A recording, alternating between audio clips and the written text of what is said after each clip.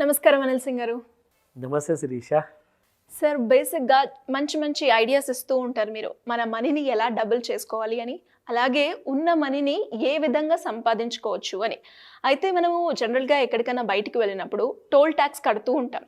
And రీసెంట్గానే government దానికి సంబంధించిన ఒక పథకాన్ని ఇంట్రడ్యూస్ చేసిందని, దాంతో కూడా మనం మనీని సంపాదించుకోవచ్చు అని విన్నాను. ఇది ఎంతవరకు నిజము? అండ్ ఒకవేళ అది నిజమే అయితే దాని ప్రొసీజర్ ఏంటి సార్? మీరు అడిగిన ప్రశ్నకి ఒక కాంట్రేరియన్ ఆన్సర్ ఏముంటుందంటే, జనరల్గా అందరూ ఏమనుకుంటారంటే లైక్ ఇన్వెస్ట్మెంట్స్ గురించి అంటున్నారు ఆర్ లోన్స్ గురించి అంటున్నారు, మరి టోల్ ట్యాక్స్కి దీనికి సంబంధం ఏంటి? ఎస్, ఎగ్జాక్ట్గా. కానీ దానికి ఆన్సర్ మనము ఒక రీసెర్చ్లో తీసాము. ఓకే.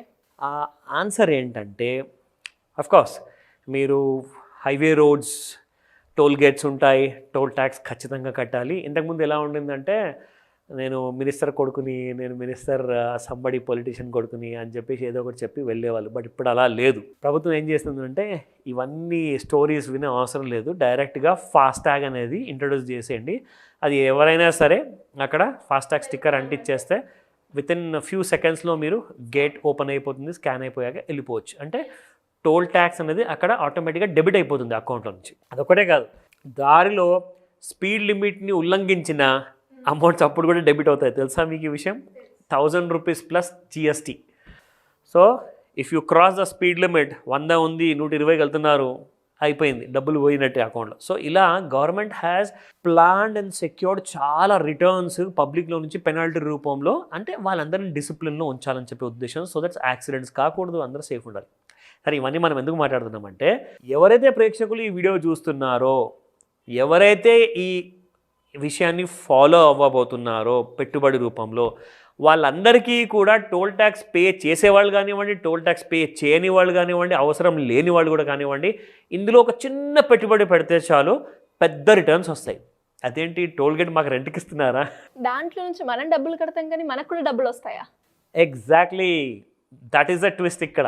ఏంటి సార్ అది?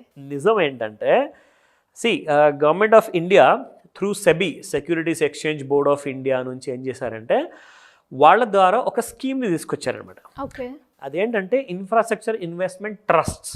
దాన్నే INVIT అంటారు. ఇన్విట్ అంటే షేర్ మార్కెట్లో ఇన్వెస్ట్మెంట్ చేయాలి అంటే భయమే. అంటే మిగతా వాళ్ళు ఎంతమంది ఏం చేస్తారంటే, వాళ్ళందరూ మ్యూచువల్ ఫండ్స్లో ఇన్వెస్ట్మెంట్ చేస్తారు. సరే, అందులో కూడా వస్తాయి.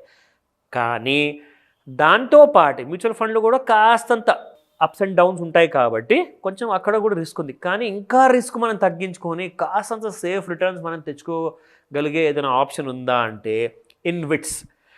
INVITలో ఇన్వెస్ట్ చేయండి. అంటే ఇవన్నీ కూడా స్టాక్ మార్కెట్లో లిస్ట్ అయిన ఫండ్స్ అన్నమాట.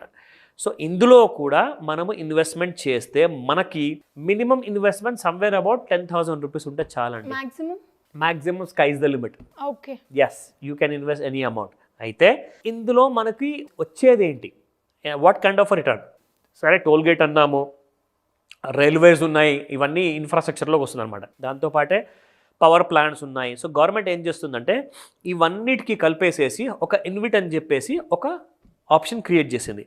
సో ఇన్విట్ ఏం చేస్తుందంటే, ఈ అన్ని గవర్నమెంట్ సెక్టర్లో ఉన్న పెద్ద పెద్ద ఇన్ఫ్రాస్ట్రక్చర్ ప్రాజెక్ట్స్ ఏవైతే ఉన్నాయో వాళ్ళందరూ కూడా ప్రాఫిట్ సంపాదిస్తారు. ప్రాఫిట్ సంపాదించిన తర్వాత వాళ్ళ దగ్గర నుంచి వచ్చిన ప్రాఫిట్ని ఇన్విట్ ఏం చేస్తుందంటే, ప్రతి పెట్టుబడి పెట్టిన వాళ్ళందరికీ కూడా 90% ప్రాఫిట్స్ అనేది పనిచేస్తుంది. 90% ప్రాఫిట్స్ అంటే 1,00,000 కోట్లు ఉంటుందా, 10 లక్షల కోట్లు ఉంటుందా? అఫ్కోర్స్ లక్షల కోట్లలోనే ఉంటుంది. కానీ ఇన్వెస్టర్స్ కూడా అలాగే ఉన్నారు కదా. మరి ఇప్పుడు నేను కానివ్వండి, ఇంకొకరు కానివ్వండి, ఎవరైనా ఇన్వెస్ట్ చేసినా కానీ, మీరైనా కానివ్వండి, అందరు ఇన్వెస్ట్మెంట్ చేస్తుంటారు. కాబట్టి కొన్ని లక్షలాది మంది ఇన్వెస్ట్మెంట్ చేస్తున్నారు ఇన్విట్స్లో ఇన్వెస్ట్మెంట్ చేసిన వాళ్ళందరికీ కూడా డివిడెండ్ రూపంలో ఈ ప్రాఫిట్ ఇవ్వబడుతుంది అనమాట. అయితే ఎంత వస్తుంది మనకి అప్రాక్సిమేట్గా ప్రతి సంవత్సరము? డిపెండింగ్ అపాన్ యువర్ ఇన్వెస్ట్మెంట్ మీరు సంవత్సరానికి కనీసము 12 నుంచి 15 లక్షల రూపాయలు సంపాదించవచ్చు. అది డిపెండింగ్ అపాన్ యువర్ ఇన్వెస్ట్మెంట్. అంటే 10,000 పెడితే నాకు 15 లక్షలు వచ్చేస్తుందా? అలా కాదండి. ప్రోరేటా బేసిస్ అనమాట. మీరు ఎంతైతే పెట్టుబడి పెడతారో దానికి అనుకూలంగా మీకు అలాగ రిటర్న్ వస్తుంది. అంటే పర్సంటేజ్ వైజ్గా చెప్తా. ఇప్పుడు మీరు FD పెట్టారనుకోండి, 6%, 5%, ఒకవేళ సీనియర్ సిటిజన్స్ ఉంటే 7%. ఇక్కడ మీకు దాదాపు 14% వస్తుంది. Double. your returns per annum are double literally. Okay. And somewhere around మీరు కొన్ని మంచి మంచి ఇన్వెస్ట్మెంట్స్ ప్లాన్ చేసుకున్నారనుకోండి, అదే వచ్చిన రిటర్న్స్ని మళ్ళీ రీఇన్వెస్ట్ చేశారనుకోండి, you will make somewhere around 12 to 15 lakhs per annum easily. అది ఎలా, ఆ డీటెయిల్స్ అన్నీ కూడా మనం చెప్పొచ్చు, కాకపోతే ఇది ఒక గంట ఎపిసోడ్ అయిపోతుంది. ఓకే. సో ఏంటంటే ఇట్స్ అ వెరీ ఇంపార్టెంట్ విషయం ఇది.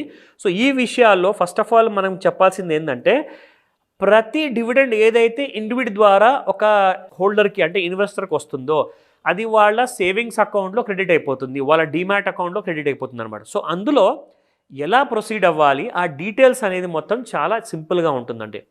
మీకు ఒక సేవింగ్స్ అకౌంట్ ఉందా, సేవింగ్స్ అకౌంట్ అది government bank, private bank, whatever, no bank no problem అనమాట. సో ఎనీ బ్యాంక్లో మీద ఒక సేవింగ్స్ అకౌంట్ ఉండాలి.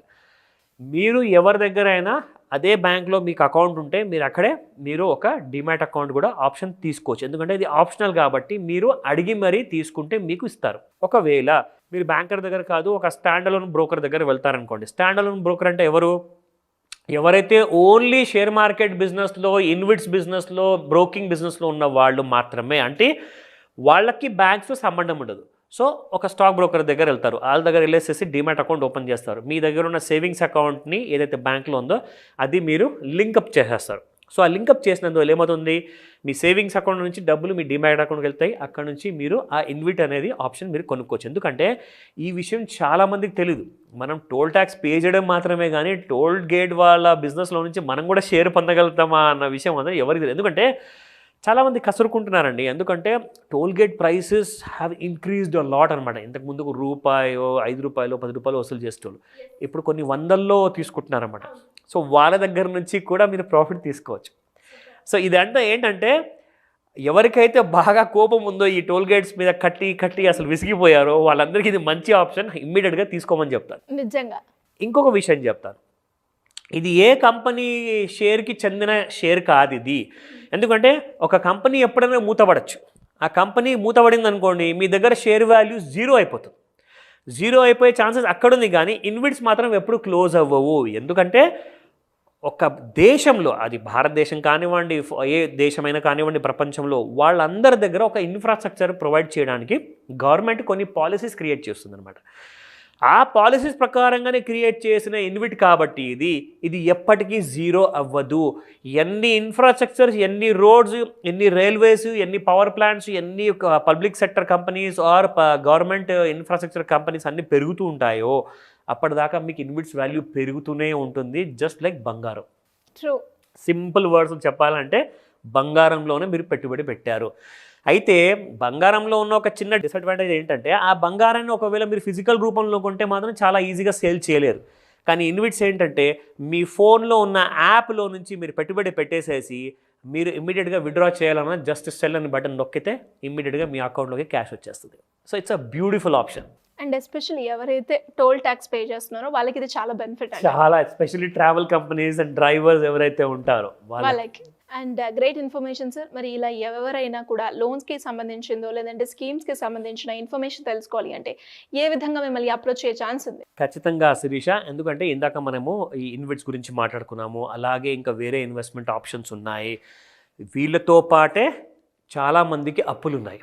ఆ అప్పుల బాధలు పడలేక, అలాగే అట్ ద సేమ్ టైం ఆ డిసిప్లిన్ తెలియక, ఆ ఫైనాన్షియల్ అవేర్నెస్ లేక, అట్ ద సేమ్ టైం కావాల్సిన బేసిక్ మినిమం ఇన్ఫర్మేషన్ కూడా లేక అందరూ వాళ్ళ జీవితాల్లో ఆ క్రెడిట్ స్కోర్ అనే విషయంతో, ఆ ఫైనాన్స్ అనే విషయంతో చెలగాటమాడుతున్నారు తెలియక.